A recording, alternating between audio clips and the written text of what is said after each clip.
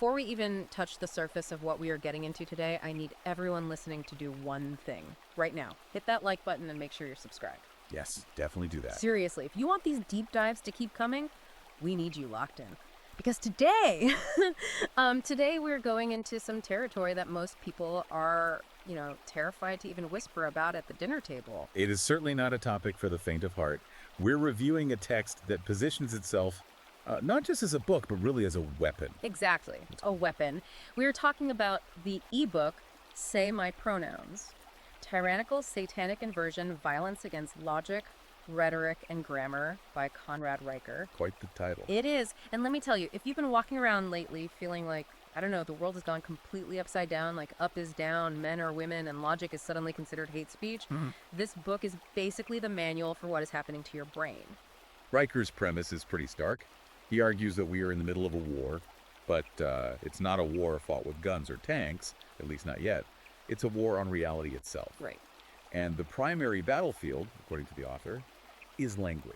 Right, and he's not holding back punches here. He explicitly frames this deep dive, his book, for men who are awake, his words, to the shifting cultural landscape. Yeah, the target audience is very clear. If you, the listener, suspect that the institutions, universities, corporations, HR departments, the law, if you think they've been captured by feminists and Marxists, Riker's saying, you are right, you aren't crazy, and here's exactly how they did it. It serves as a diagnostic tool for that capture. He's really trying to explain the mechanics of the machine. So, look, we're going to go really long and deep on this. We're aiming for an ultra-long, incisive analysis, but we obviously can't cover everything. So right now, pull up Amazon Kindle or Google Play Books and buy Say My Pronouns. Highly recommend having the text in front of you. Yeah, what we are discussing today is just the tip of the iceberg of the red pills contained in this thing. You need the full arsenal. So let's start with the foundation. The book is subtitled Violence Against Logic, Rhetoric, and Grammar. Riker anchors his entire argument in this classical concept of the trivium. The trivium. Okay, let's unpack this, because I think for most people, grammar is just that boring stuff you learn in third grade so you didn't, dangle participle or whatever. Right, but Riker says it's way more than that.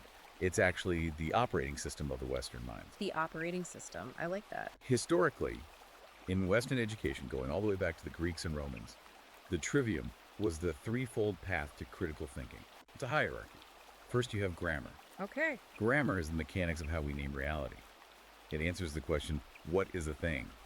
A tree is a tree. A man is a man. So it's the input, the data entry. Precisely. The second step is logic. Logic is how we process those names to find truth. We use it to check for contradictions. Right, making sure the data makes sense. And the third step is rhetoric, which is how we persuade others of that truth. Riker's argument, and this is really the key to the whole book, is that if you destroy the first step, grammar, the other two collapse instantly. If you corrupt the data entry, the program crashes. Exactly. And that's where this concept of satanic inversion comes in.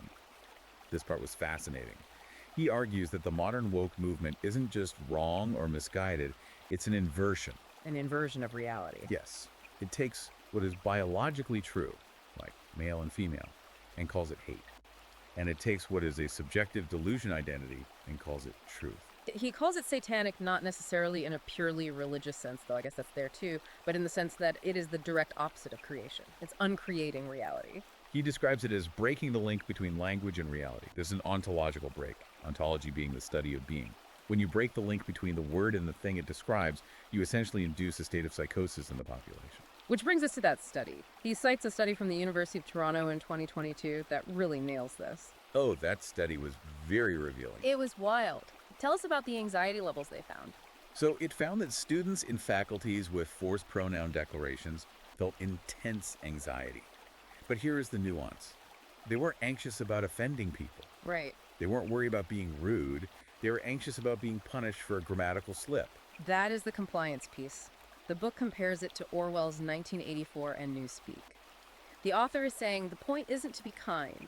The point is to force you to say something you know isn't true. Because if they can make you agree to a lie, they own you. Exactly. Riker calls it the pronoun cult. It's not about inclusion, it's about submission. And this transition from grammar as a tool for clarity to a tool for compliance creates what he calls a linguistic coup. When you are forced to use they for a single person who is clearly male or female, you aren't just being polite. You're breaking your own brain. You are dismantling the subject-predicate relationship that allows you to think clearly. You are engaging in a ritual of submission to a false reality.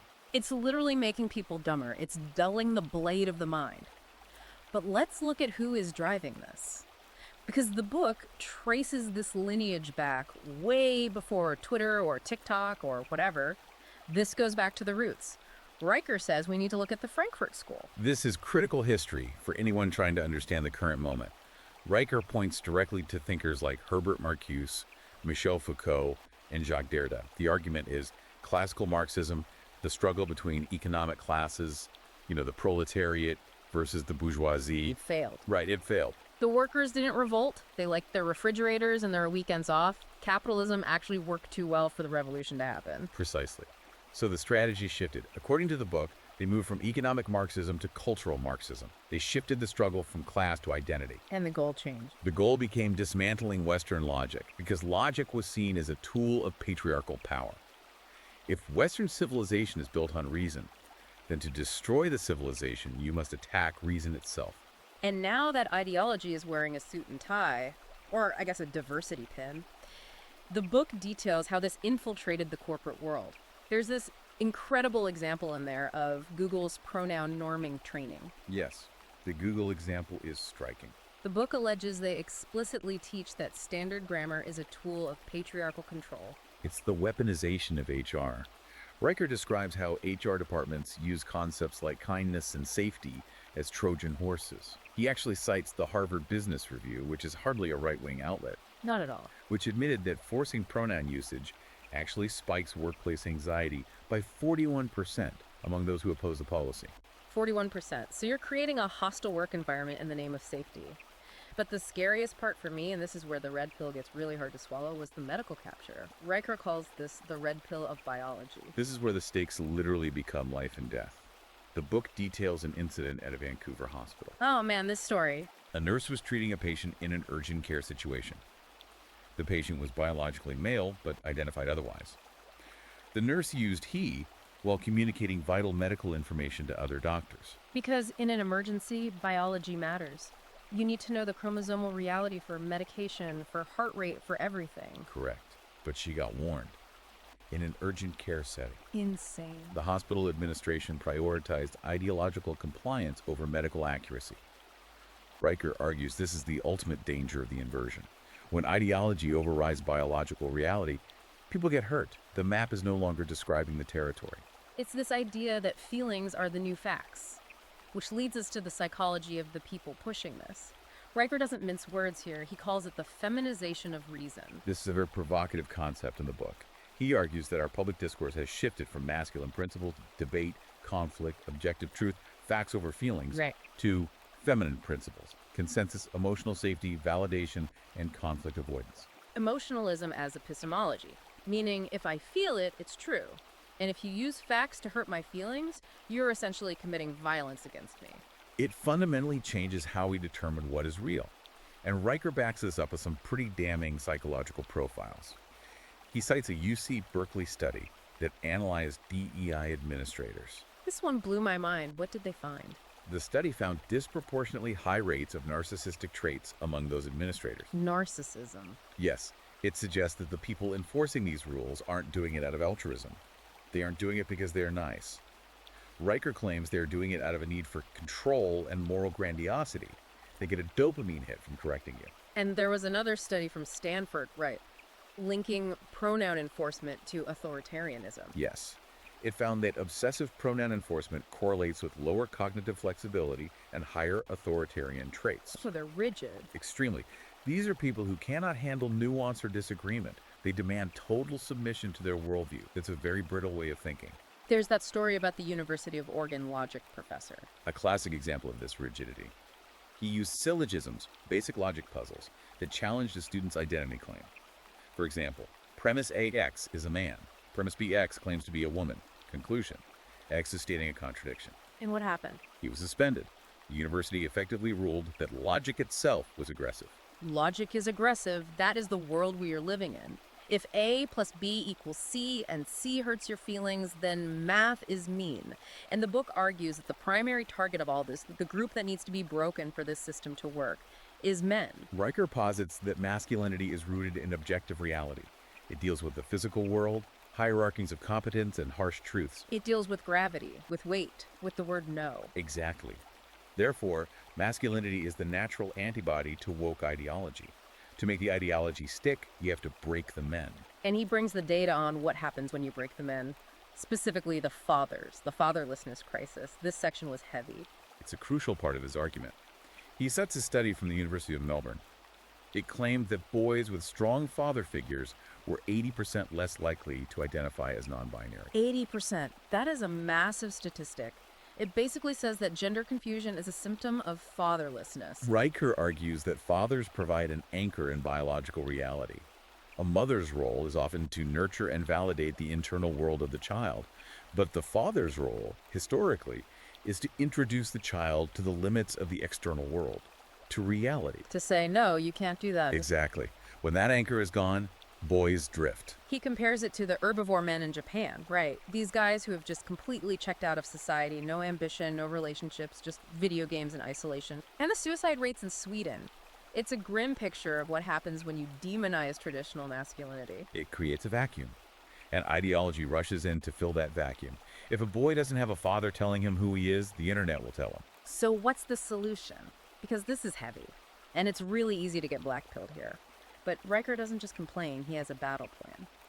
This is the part of the book where he pivots to resistance. The central pillar of his resistance is reclaiming the trivium. He argues men must relearn grammar, logic, and rhetoric, not for a grade, but as self-defense. Mental martial arts. You have to be able to dismantle a bad argument in real time. You need to be able to hear a claim like, men can get pregnant, and instantly identify the logical fallacy and the grammatical inversion. He talks about this model called Stoic Sons. I love this. It's a mentorship program where they don't sit around talking about their feelings. No, it's the exact opposite of a therapy circle. They do physical discipline, log carries, cold exposure, and they learn formal logic. Bringing it back to the physical world. It's about reintegrating the physical and the mental. If you can carry a heavy log, you understand gravity. If you understand gravity, you understand reality. It grounds the logic. He shares an anecdote of a high school student in Wisconsin that I think is the perfect example of this in action. Yes, the school tried to enforce a compelled speech pronoun policy. This student didn't scream or protest or get emotional. He went to court and used a syllogism to prove the policy was contradictory to the school's own biological curriculum. Brilliant. He effectively said, you teach biology in room 101 and you teach this policy in room 102. They cannot both be true. And he won. That's the power of logic. It cuts through the noise like a laser. But the most important directive Riker gives is actually simpler than court cases. It is the refusal to lie. This is the heavy one. This is the one that asks something of every single listener right now. Riker argues that participating in the lie of preferred pronouns, saying she, when you clearly see a man, is psychologically damaging to the speaker. It breaks your own mind. It creates profound cognitive dissonance. To maintain your sanity and your manhood, you must refuse to speak on truths. Even if it costs you. Even if it's awkward. Even if the HR lady glares at you. He says the regime will eventually collapse because it contradicts reality, but only if men refuse to hold it up by lying. It's a war of attrition. Reality is undefeated, but it requires witnesses. The system relies on your politeness. It relies on you being too nice to say, that isn't true. Riker is saying, stop being nice, start being truthful. Exactly. So look, we have barely scratched the surface here. This book is dense, it is aggressive, and it is packed with data and history, specifically about the capture of our legal systems that we just don't even have time to cover today. It fundamentally challenges the way we look at the words coming out of our own mouths. It's really a manual for mental sovereignty. Exactly. You need to read Say My Pronouns by Conrad Riker. Go to Amazon Kindle, go to Google Play Books. Get it now. It's a weapon you need in your arsenal. Don't just listen to us talk about it, get the source material. And for ongoing updates, Riker is very active. You can follow him at Conrad Riker on Twitter and check out his Substack at conradriker.substack.com.